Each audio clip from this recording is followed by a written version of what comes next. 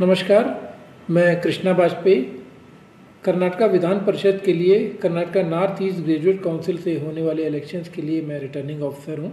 कर्नाटक विधान परिषद के लिए Karnataka north east graduate constituency से चुनाव हमारे 3 जून को हैं, 3 तारीख को हैं। चुनाव सुबह 8 बजे से शाम को 4 बजे तक हैं। इस चुनाव के लिए ऑलरेडी हमारे मतदार सूची प्रकाशित करी जा चुकी है। टोटल 195 बूथ, जिसमें से एक 160 मेन बूथ होंगे और 35 ऑक्सिलरी बूथ होंगे, उन पे चुनाव किया जाएगा। मैं सभी मतदाताओं से इस बात का अनुरोध करता हूं कि आप ये चुनाव रेगुलर ईवीएम से नहीं होंगे, ये चुनाव बैलेट पेपर के जरिए किए जाएंगे।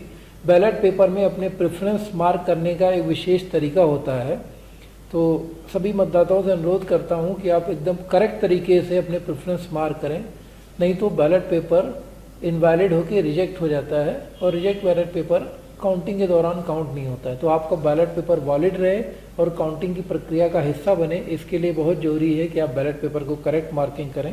मैं कुछ आपको इसमें कैसे कौन से तरीके हैं जिनसे बैलेट पेपर करेक्ट होगा और बाकी अन्य तरीकों से बैलेट पेपर रॉन्ग माना जाएगा और उसको इनवैलिड करार दिया जाएगा काउंटिंग के दौरान, इसका नमूना आपको जल्दी से बता दे रहा हूं ताकि आप सब ध्यान रखें और अन्य मतदाताओं को भी इस बारे में जागरूक करें।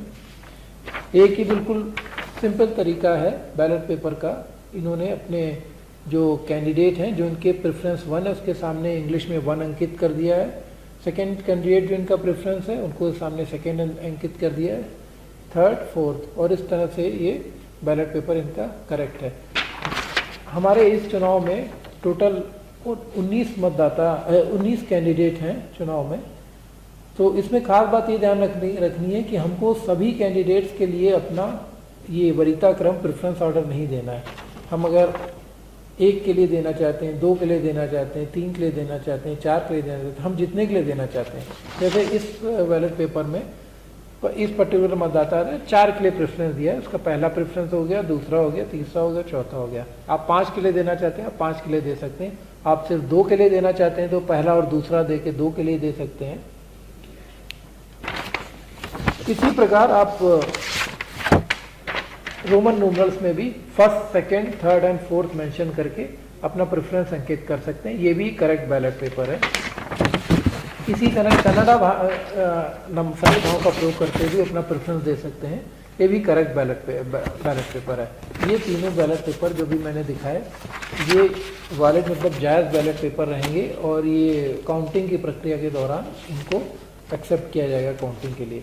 अब मैं 5 या 6 केसेस वो बता रहा हूँ जिसके जो अगर आप करते हैं तो आपका बैलेट पेपर अमान्य घोषित कर दिया जाएगा, काउंटिंग के दौरान इनवैलिड घोषित कर दिया जाएगा और उसको काउंटिंग की प्रक्रिया का हिस्सा नहीं बनाया जाएगा।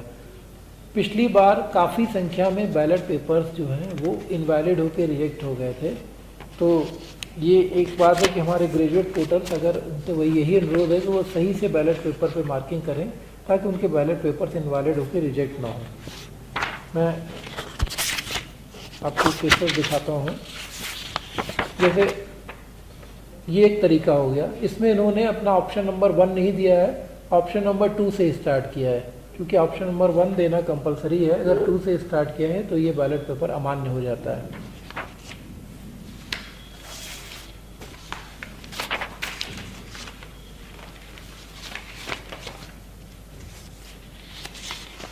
सेकेंड केस आपका, इस बैलेट पेपर में अपने ऑप्शन न देके सही गलत के निशान लगाए गए हैं। Tick mark, cross mark, tick mark और क्रॉस मार्क, ये भी बैलेट पेपर अमान्य करार दिया जाएगा काउंटिंग के दौरान।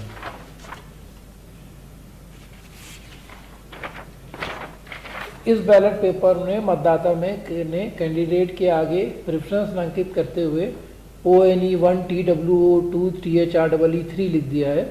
यह भी बैलेट पेपर अमान्य करार दिया जाएगा।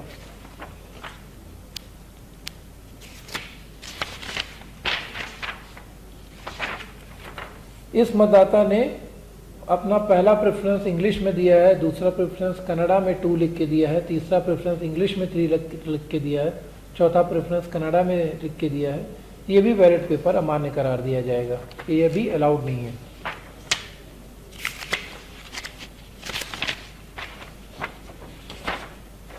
इस बैलेट पेपर में आप देख सकते हैं कि 1 के बगल में ONE लिखा हुआ है, 2 के बगल में TWO लिखा हुआ है, 3 के बगल में THREE लिखा हुआ है। ये भी बैलेट पेपर अमान्य करार दिया जाएगा। इस बैलेट पेपर में प्रेफरेंस के बीच में डैश दिए हुए हैं, 1 2 3 4 जो मार्क किया है उसके बीच में डैश ऑप्शन लगाया हुआ है, तो इस कारण से भी इस बैलेट पेपर को काउंटिंग के दौरान नहीं रखा जाएगा। इस बैलेट पेपर में सिंपली यस नो कर दिया गया है, यह भी बैलेट पेपर अमान्य हो जाएगा। एक अंतिम विशेष केस जो इस चर्चा के दौरान जरूरी है डिस्कस करना, कुछ कैंडिडेट इस तरह से मार्क करते हैं, कैंडिडेट को फर्स्ट प्रेफरेंस दे दिया, उसके बाद उन्होंने अपना सेकंड प्रेफरेंस 2 कैंडिडेट को दे दिया। इस तरह की स्थिति में उनका फर्स्ट प्रेफरेंस तो एक्सेप्ट किया जाएगा, उसके बाद ये बैलेट पेपर का वैल्यू नहीं रहेगा, इसको एग्जॉस्ट कर दिया जाएगा और उसके बाद ये आगे नहीं ले जाया जाएगा। तो ये कुछ केसेस से जो मैंने आपको एक्सप्लेन किए कि किन स्थितियों में आपकी बैलेट पेपर मार्किंग जायज़ होते हुए आपका वोट काउंट होगा और किन परिस्थिति में उनको अमान्य घोषित कर दिया जाएगा। मेरा सभी मतदाताओं से यही अनुरोध है कि इस प्रक्रिया को ध्यान से एक बार देख लें, इसको समझ लें, इसमें अगर कोई डाउट हो तो वो कंसर्न्ड अधिकारियों से या हेल्प डेस्क से एक बार पूछ भी सकते हैं।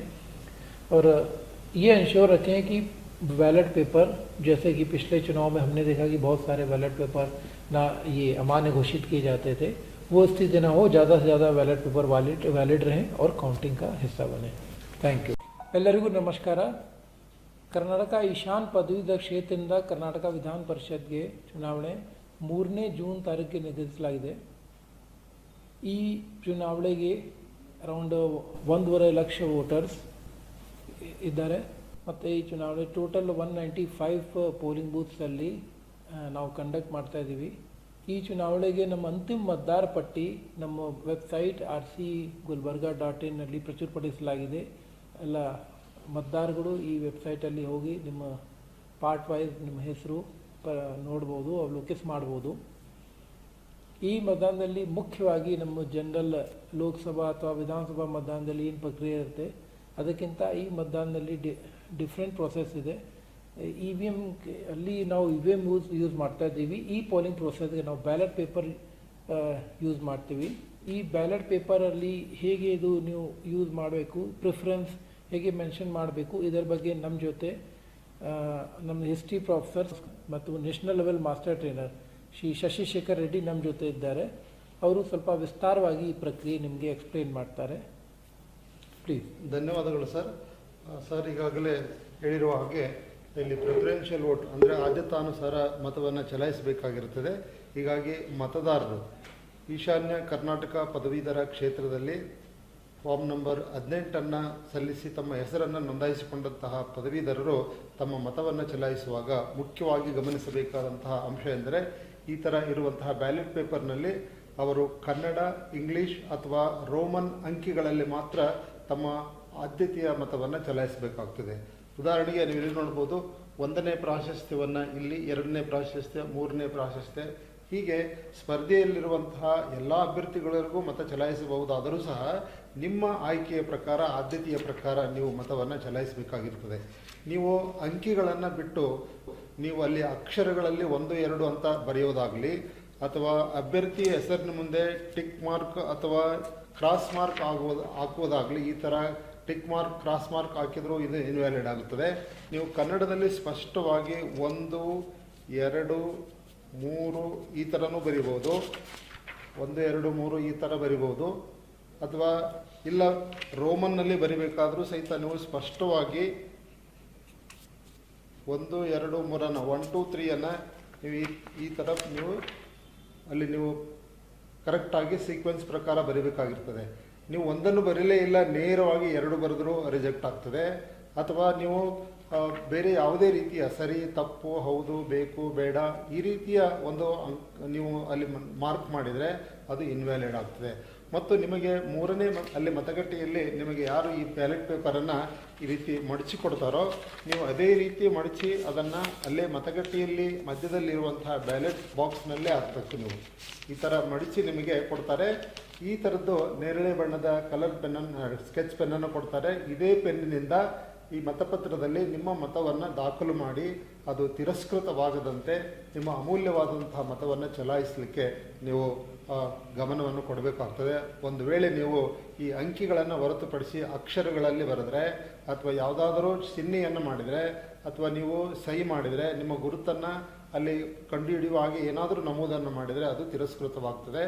ದಯವಿಟ್ಟು ನೀವು ನಿಮ್ಮ ಆದ್ಯತೆಯ ಮತವನ್ನು ನೇರಳೆ ಬಣ್ಣದ ಸ್ಕೆಚ್ನಿಂದ ಅಭ್ಯರ್ಥಿ ಹೆಸರಿನ ಮುಂದಿನ ಕಾಲಂನಲ್ಲಿ ಕಡ್ಡಾಯವಾಗಿ ಅಂಕಿಗಳನ್ನು ನಮೂದಿಸುವುದರ ಮೂಲಕವೇ ಕನ್ನಡ, ರೋಮನ್ ಅಥವಾ ಅಂಕಿಗಳಲ್ಲಿ ನೀವು ನಿಮ್ಮ ಮತವನ್ನು ನಮೂದಿಸಿ ಮತ ಚಲಾಯಿಸಬೇಕಾಗಿ ಕೋರುತ್ತೇನೆ. ನಮಸ್ಕಾರ.